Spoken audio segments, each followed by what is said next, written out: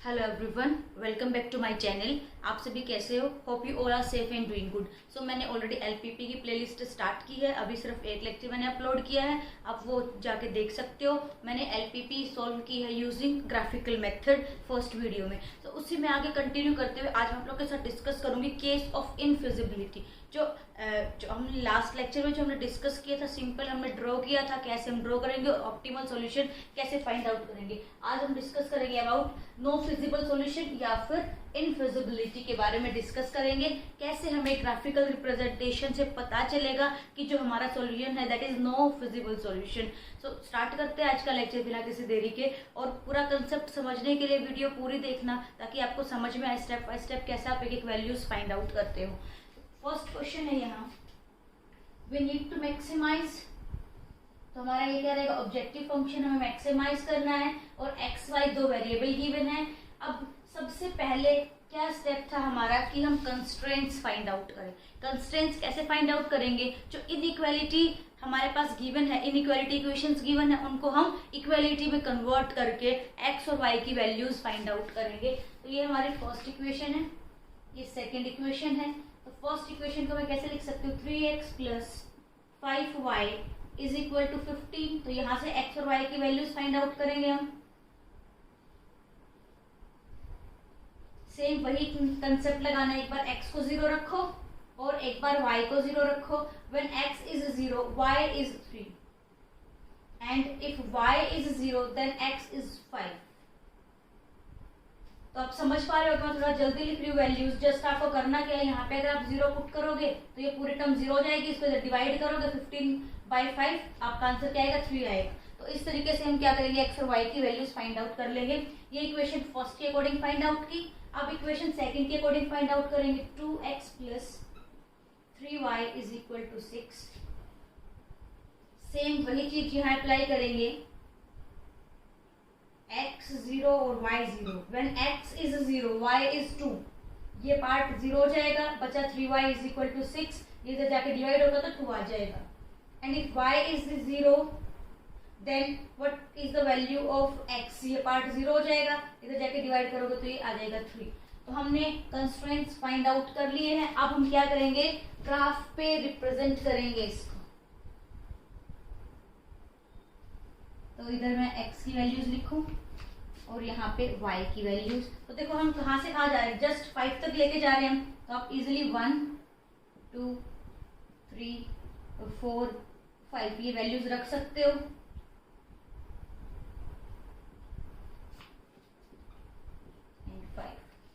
अब जो first equation है, फर्स्ट इक्वेशन को प्लॉट करें। x 0 है, y कितना है, ये पॉइंट मिला, y 3 है। And if y is 0 x is what 5। एक पॉइंट हमें यहां मिला और इन दोनों को हम क्या कराएंगे, मीट करा देंगे दोनों पॉइंट्स को लाइन के थ्रू। तो ये हमें मिली इक्वेशन नंबर 1 मिली। सेम इक्वेशन 2 के लिए x 0 है तो y 2 है एंड x 3 है तो y आपका क्या है, 0 0 पे ये 3। ये हमने प्लॉट कर दी दोनों की दोनों इक्वेशन से, इक्वेशन 2 है।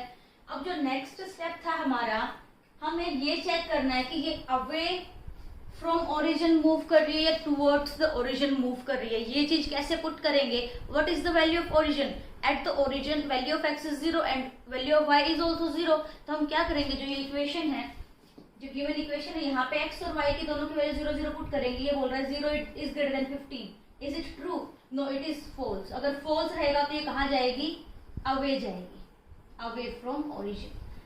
सेम इसमें भी रखेंगे 0 0। तो ये इक्वेशन बोल रही है 0 is less than 6, yes it is true. तो ये कहाँ जाएगी, टुवर्ड्स द ओरिजिन जाएगी। अब ये चीज हमें किस चीज में हेल्प करेंगी, कॉमन रीजन फाइंड आउट करने में ये टुवर्ड्स और अवे हमें हेल्प करती है। अब देखो equation number 1 away from origin, ये इक्वेशन नंबर 1 है। ओरिजिन यहाँ, ओरिजिन से दूर जाएगी, इट मीन्स ये वाली डायरेक्शन पकड़ेगी।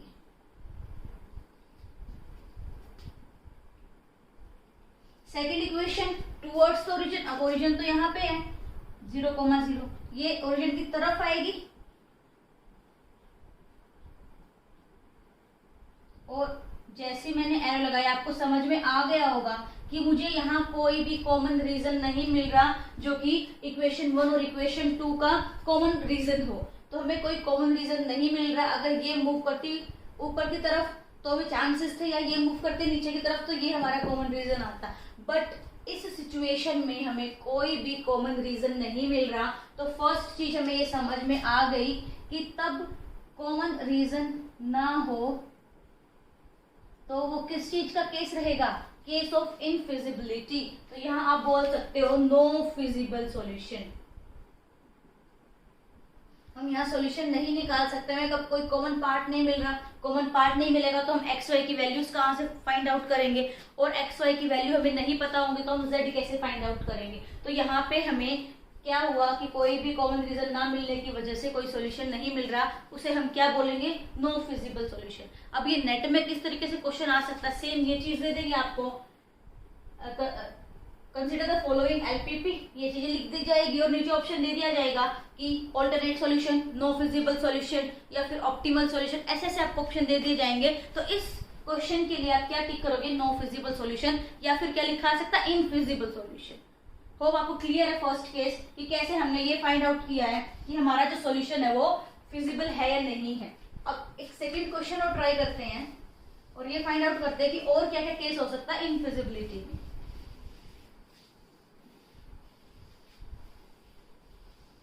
तो सेकंड क्वेश्चन में भी हमें क्या करना है, मैक्सिमाइज करना है। यहाँ पे हमें गिवन है 4x1 + 3x2 और ये हमें इक्वेशंस गिवन है, equation number 1 and equation number 2।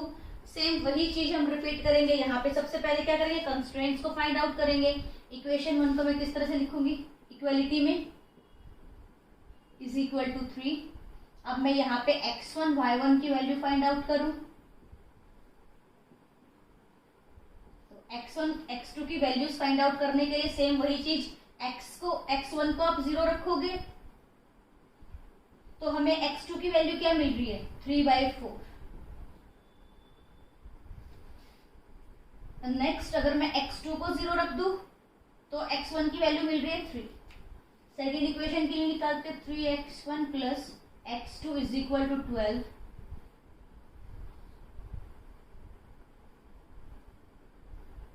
x1 x2 when x1 is 0 x2 is 12 and when x2 is 0 x1 is 4। ठीक है, मुझे ये सारी चीजें मिली। अब मैं इसको ग्राफ पे प्लॉट करूं। इधर वैल्यूज लेंगे x1 की और यहाँ पे वैल्यू लेंगे हम x2 की। तो कहाँ तक जा रहे हैं हम, 12 तक जा रहे हैं, तो दो का गैप ले लेते हैं हम।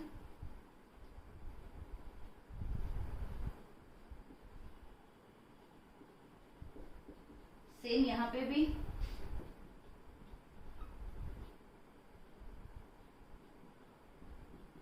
अब ये पॉइंट्स को हम प्लॉट करेंगे ग्राफ में। फर्स्ट इक्वेशन के अकॉर्डिंग x1 0 है, x2 3/4। तो देखो x2 3/4 है तो कहीं यहाँ पे पॉइंट होगा ये। नेक्स्ट इज x1 3 है, ठीक है, ये वाला पॉइंट मैंने ले लिया। अब इस पॉइंट को हम मीट करेंगे तो ये कुछ इक्वेशन बनेगी हमारी। नेक्स्ट सेकेंड इक्वेशन, ये फर्स्ट इक्वेशन बन चुकी है। सेकेंड बोल रही है x1 0 है तो x2 हमारा 12 है, ठीक है, एंड इट इज 4। इनको मीट कराएंगे हम।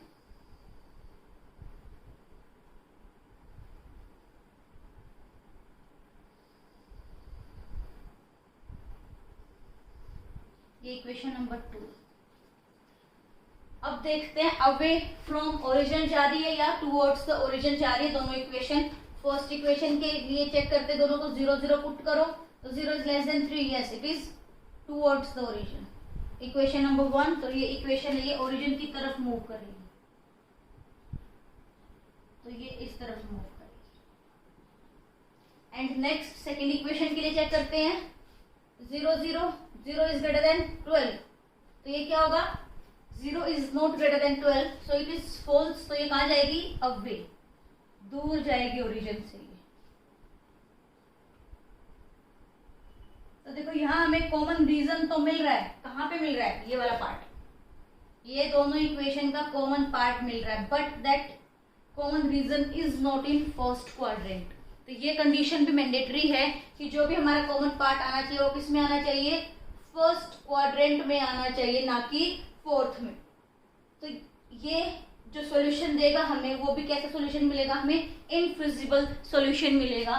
तो सेकंड क्या चीज मिली हमें, common region is not in first quadrant. Hope आपको क्लियर होगा। ये दो केसेस रहेंगे हमारे इनफिजिबिलिटी में, या नॉन फिजिबल सॉल्यूशन बोल सकते हो आप यहाँ पे। फर्स्ट कि हमें कोई भी कॉमन रीजन ना मिले, सेकंड केस कॉमन रीजन तो मिल रहा है but that common region is not present in first quadrant. तो ये दोनों केस किसकी तरफ मूव करेंगे, हमारे इनफिजिबिलिटी की तरफ मूव करेंगे। होप आपको क्लियर होगा आज का लेक्चर। और किस टाइप के क्वेश्चन आते हैं वो मैं आपको ऑलरेडी बता चुकी हूँ, कैसे रिप्रेजेंट करना है ग्राफ को और कैसे हमें ये पता चलेगा कि इट इज फिजिबल और इनफिजिबल। अगर आपको ये वीडियो समझ में आई तो इसको लाइक करना, शेयर करना एंड चैनल को सब्सक्राइब करना मत भूलना। Thank you.